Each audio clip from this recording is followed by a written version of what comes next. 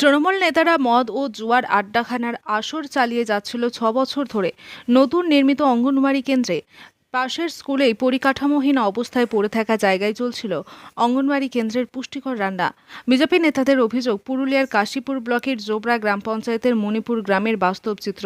পালাবদলের পর অঙ্গনওয়াড়ি কেন্দ্রকে বিজেপির গ্রাম পঞ্চায়েত মেম্বার সুদেব গোস্বামী, কাশীপুর মণ্ডল ৩-এর সম্পাদক কৃষ্ণপদ হালদার ও মণ্ডল ৩-এর যুব নেতা চঞ্চল হালদার সহ একাধিক গ্রামবাসীরা মিলে মুক্ত করল মদ, জুয়া ও অসামাজিক কাজকর্ম থেকে তৃণমূলের দখল করে থাকা নবনির্মিত অঙ্গনওয়াড়ি কেন্দ্রটিকে।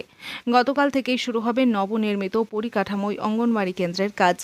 বিজেপির নির্দেশেই টিএমসি দলীয় কার্যালয় বন্ধ করে সঠিক স্থানে অঙ্গনওয়াড়ি কেন্দ্র চালু করা হচ্ছে বলে জানান কর্মী ও সহায়িকারা।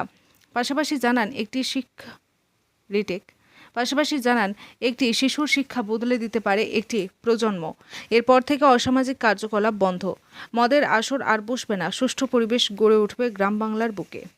সর্বোচ্চ যাবৎ আমরা প্রাইমারি স্কুলের দেওয়া একটা ছোট্ট রুমে আমাদের আইসিডিএস সেন্টার পরিচালনা করছিলাম, যেখানে আমাদের পিডি স্কুল করতে বা বাচ্চাদেরকে বসাতে খাওয়াতে খুবই অসুবিধা হচ্ছিল।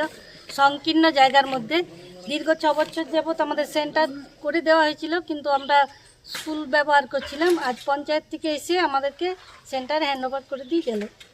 এতে আপনারা কিভাবে উপকৃত হবেন? এতে আমরা দারুণভাবে উপকৃত হলাম। এবার আমরা ঠিক মতো প্রি স্কুল পরিচালনা করতে পারবো, বাচ্চাদের বসে খাবার খাওয়াতে পারবো সেন্টারে, বাচ্চাদের খেলাধুলা শিক্ষা সব কিছুর দিক থেকে আমাদের উন্নতি হলো। আমি আইসিডিএস কর্মী শুভ্রা গোস্বামী। বিজেপির মেম্বার এসে পর আমার হাতে তুলে দিলে আমি একটা জঙ্গলের মধ্যে জঙ্গলে ধরুন ওই একটা চালার মধ্যে আমি রান্নাবান্না করতাম, কিন্তু দীর্ঘ 6 বছর কোনো ব্যবস্থা এটা করে নাই। যার জন্যে আমি যাই হোক এইখানে আজকে যে আমার হাতে তুলে দিচ্ছেন, এটা একটা খুশির খবর।